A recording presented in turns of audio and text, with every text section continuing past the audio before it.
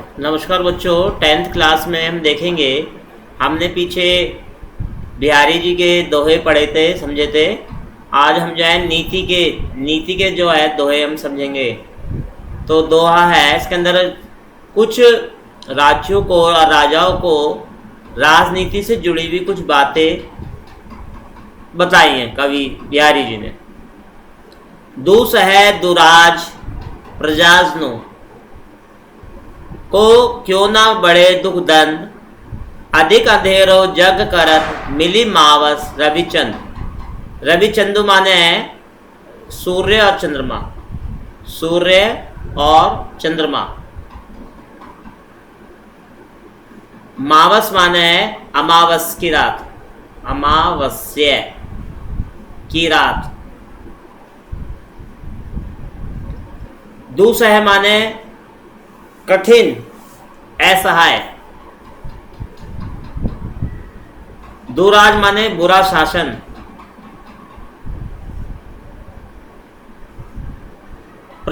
दुख दंड माने करत जग करत। कवि का कहना है अंधेरो माने अंधकार। कवि बिहारी जी ने ये बताया कि दो राजाओं का जो शासन है वो प्रजा के लिए बहुत कष्टकारी है। दो राजाओं का शासन कष्टकारी है। दो राजाओं का शासन जो है बच्चों कष्टकारी होता है, ठीक है ना। जिस प्रकार से यहाँ पे कवि ने उदाहरण दिया कि सूर्य और चंद्रमा का उदाहरण दिया है। सूर्य चंद्रमा का उदाहरण दिया है कि दो राजाओं के असहाय राज्य में प्रजा को दुख जो है बढ़ जाते हैं, क्योंकि अमावस की तिथि को जब चंद्रमा नहीं निकला होता, छुप जाता है, सूर्य और चंद्रमा एक ही राशि में मिलकर संसार को और अधिक अंधेरा कर देते हैं मावस में, ठीक है ना। तो जबकि इन्हें जो है सुख देना चाहिए, लेकिन दोनों मिलके क्या करते हैं, दुख देते हैं। फिर आगे है बसे बुराई जासु तन ताही को सन्मानो, भलो भलो कही छोड़िए खोटे ग्रह जब दानो। सन्मान माने ताही माने उनको, असन्मान माने आदर, जासु माने जिसके।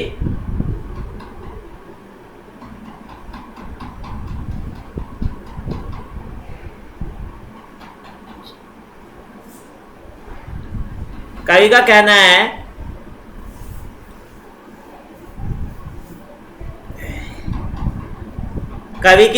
कि शरीर में बुराई बसती है।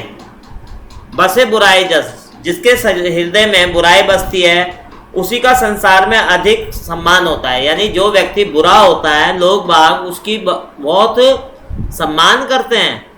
भलो भले कहे छोड़ दिया। और ठीक कवि क्या कहते हैं कि कुछ ग्रह ऐसे होते हैं कि जो भले हैं, भलाई में रहते हैं, तो लोग बाग उनका सम्मान नहीं करते, उनकी इज्जत नहीं करते, ये कह के कि ये तो बहुत भले ग्रह हैं और ये हमारा क्या बिगाड़ेंगे।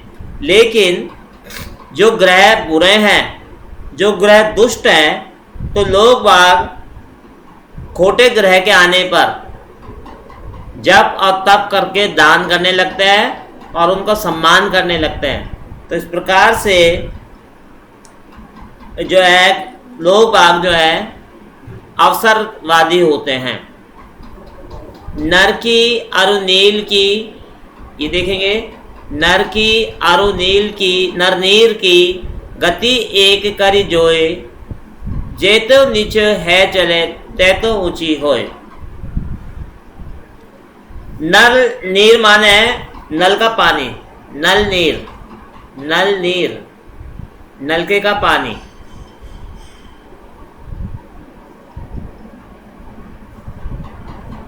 हैंडपंप। नर माने मनुष्य। कवि का कहना है कि यहाँ पे दोहे में विनम्रता के बारे में बताया कि हमें विनम्र होना चाहिए। क्या होना चाहिए? विनम्र। विनम्र होना चाहिए, पोलाइट होना चाहिए। कि नर और नल के पानी की स्थिति एक ही जैसी होती है। मनुष्य तथा नल का पानी जितना नीचे होकर चलता है उतना ही ऊपर चढ़ता जाता है। अर्थात यह है कि मनुष्य जितना विनम्र होकर आचरण करता है उतना ही उसकी विद्वता, उसका ही पद जो है श्रेष्ठ होता जाता है। और तात्पर्य के मनुष्य जितना विनम्र होकर आचरण करता है उतना ही श्रेष्ठ बन जाता है। इस प्रकार का नल जितना नीचे चलाया जाता है उतना पानी ऊपर को उठता जाता है। अर्थात नलके की हत्ती को हम जितना नीचे करेंगे पानी उतना ही अच्छा आएगा। और इस प्रकार से मनुष्य को विनम्रता से रहना चाहिए, इससे उसका सम्मान और बढ़ जाता है। जैतो नीचे होए चले ते तो ऊंचा, जितना नीचे होके चलेंगे उतना ही हमारा सम्मान ऊंचा होगा। बढ़त बढ़त संपत्ति सलील मन सरोज बढ़ जाए, घटत सुना घटे फिरी बरु समूल कुमलाए।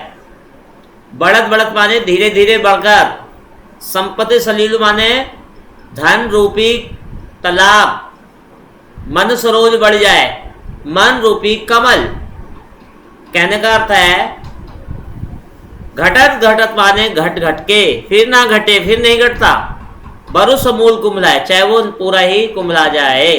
कवि का कहना है संपत्ति रूपी जल, संपत्ति सलील,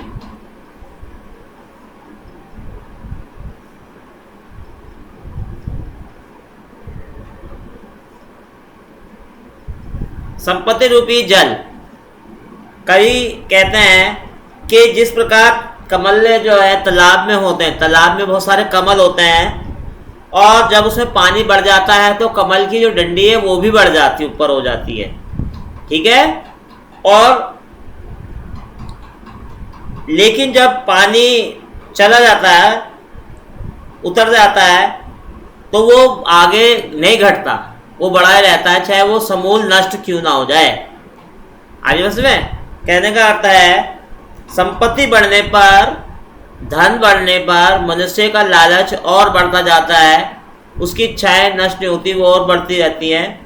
लेकिन कभी कभी जब संपत्ति रूपी जल घटने लगता है तो मनुष्य का मन रूपी कमल नीचे नहीं आता, अर्थात उसकी इच्छाएं और पहले से ज़्यादा दुगनी बढ़ जाती हैं।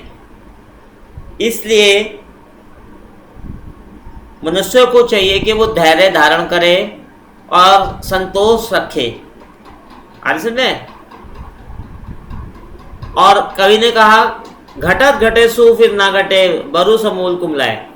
वो पानी जो है अगर बड़ा पानी घट जाता है लेकिन वो जो उसकी बड़ी हुई नाल है वो नहीं घटती। इसका अर्थ है कि मनुष्य का जो है मन की अभिलाषाएं कभी नष्ट नहीं होती, चाहे वो नष्ट हो जाए। ठीक है। तो ऐसे ही कुमार जो तालाब में खिले हुए कमल होते हैं या कमल नहीं होती हैं, उनकी नाल बढ़ जाती है जब पानी बढ़ता है, लेकिन घटने पर वो नाल नहीं घटती बल्कि और बढ़ती रहती है। जो चाहत चटक ना घटे मेलो होए ना मित, रजो राजसो ना छुआए ते नेह चीकने चित। चटक माने चमक दमक।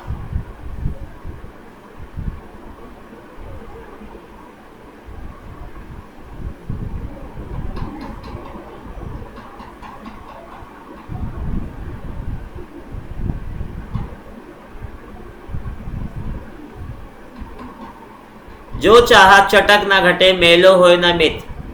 हे मित्र, यदि तुम इस प्रसंग में, इस काव्य, इस पद दोहे में कवि ने अनुभवी व्यक्ति अर्थात अपने मन को शुद्ध रखने की शिक्षा देते हुए कहा है। क्या कहा है? हे मित्र, यदि तुम चाहते हो कि तुम्हारे चित्त की चटक अर्थात उज्ज्वलता कभी कम ना हो, तो वह मलिन बस्ती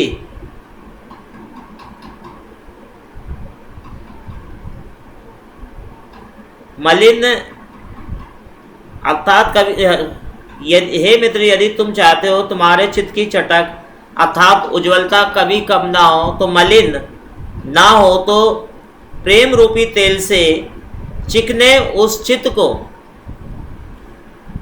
होए मेलो होए ना मित, रज राजसु ना छुआए। रज माने धूल और राजसु माने है आपका रजोगुण।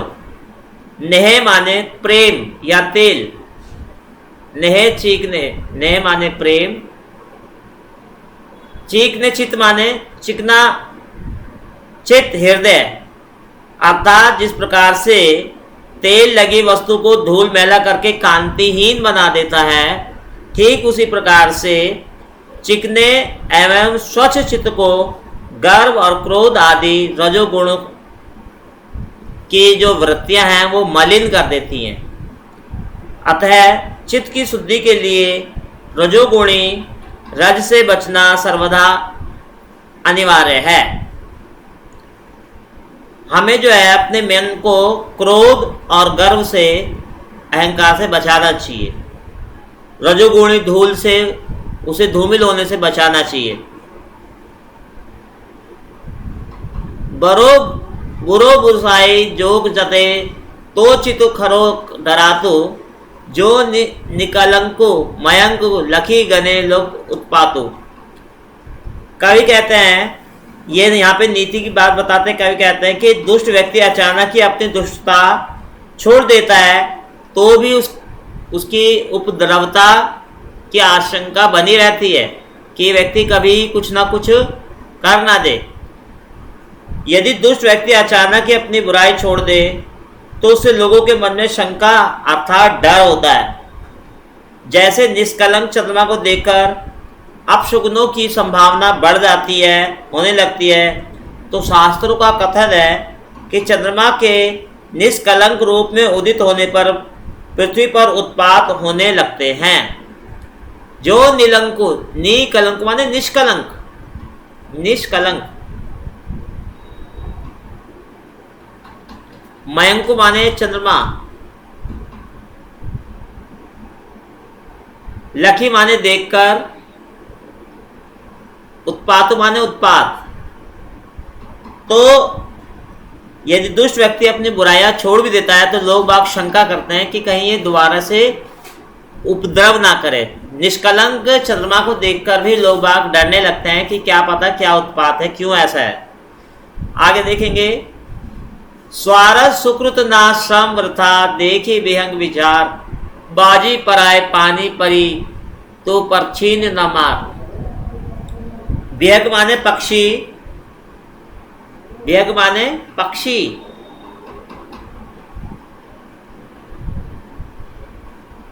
श्रमो वृथा माने बेकार परिश्रम, परिश्रम। स्वार्थ माने अपने स्वार्थ के लिए, स्वार्थ। तो कवि ने कहा है कि हमें दूसरों के बहकावे में कोई भी कार्य नहीं करना चाहिए, ठीक है ना। पानी माने हाथ, पराए पानी माने हाथ। कवि कहते हैं, हे राजा जय सिंह, ये उनके संरक्षित राजा थे जय सिंह, यानी उनको बाज बताया। उनको क्या बताया? बाज, राजा जय सिंह।